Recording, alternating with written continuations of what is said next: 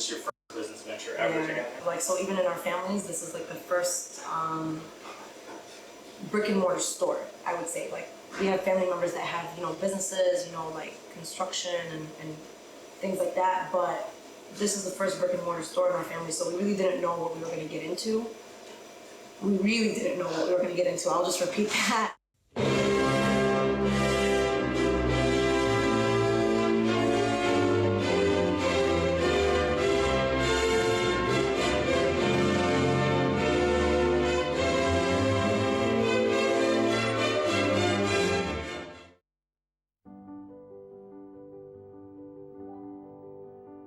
So we came to be because me and my sister would travel in the summers to France, to England, and various other countries. But specifically when we went to Paris or visited Paris, it was just such a beautiful aesthetic. We really want to bring something like that here. It's almost like when you have this wanderlust to like go back to where, like, to what you experienced, and all these beautiful, beautiful experiences. I mean, Paris was literally built for the sake of beauty, and so when we kind of came up with this place, we just knew we wanted to bring something just not hipster, not the typical industrial look, because it's just really overdone no matter what you're really presenting to people. I mean, anything from restaurants to coffee shops kind of look the same, so we really wanted to change it up. And of course, when you're thinking about something from France, you zero in on the pastries. They've refined and beautified pastries. I mean, that's literally where everyone in the world gets trained, you know, like when you're doing it for real.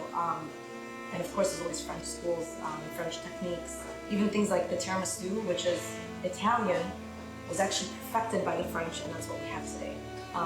So it was a big reason, because just in terms of aesthetics, you know, like Paris is what we really wanted to emulate, but we also wanted to bring interesting flavors.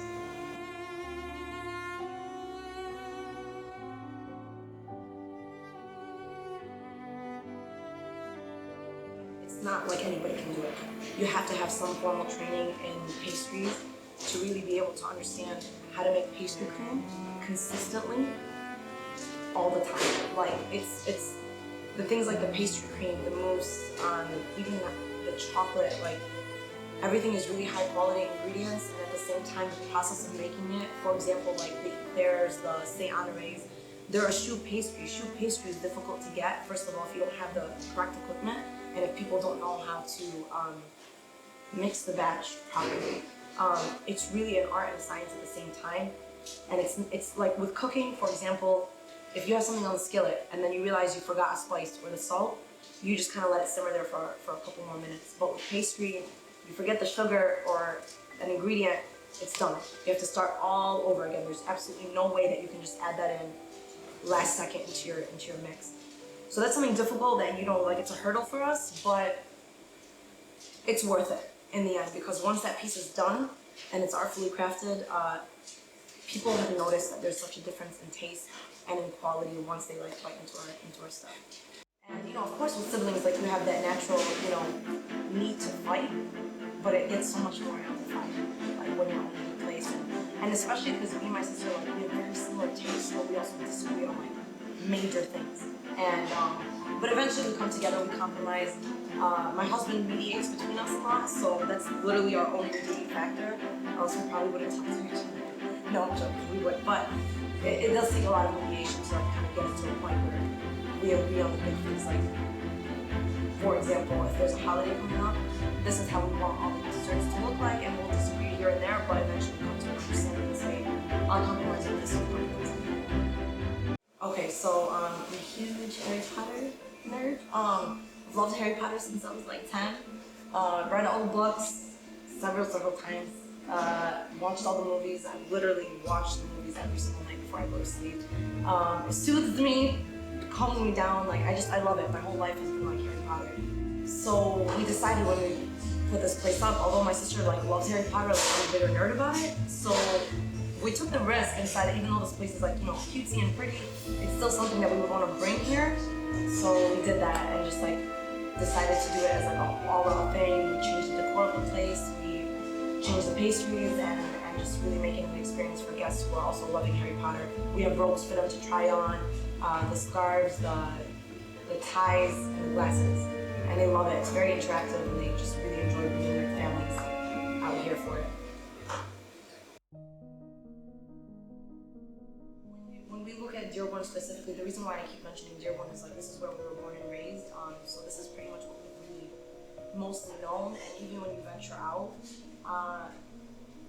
globally, pink is definitely an interesting color for a lot of boutiques, and it's just something that we liked. It is very feminine, but we love that, and we really enjoyed it, and we thought, you know, but it's not limited to just people who consider themselves feminine. It's for anybody really that just enjoys such a beautiful aesthetic. The gold is also a big thing. I love gold, like that chandelier. Honestly, the whole place was built around this chandelier. I saw this 2 years before we opened our doors, and when we decided to really open a brick and mortar store, we couldn't move on any of the design details until I got that chandelier. And I had to travel all the way to London to get it, because they do not sell it anywhere in the US. So yeah, took a day trip, got it, and then the colors there are really what inspired the colors of the shop.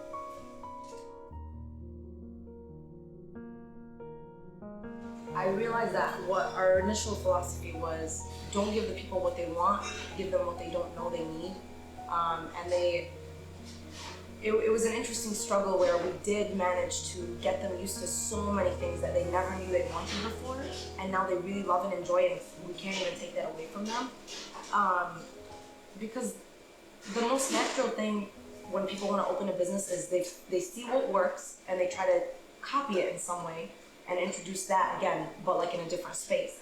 So for us, this really has not existed specifically in Dearborn, but in general in Michigan, you don't find many places like this where they're very dedicated to getting things done, specifically as it comes to a patisserie, like the actual French way of creating pastries and like things made from scratch.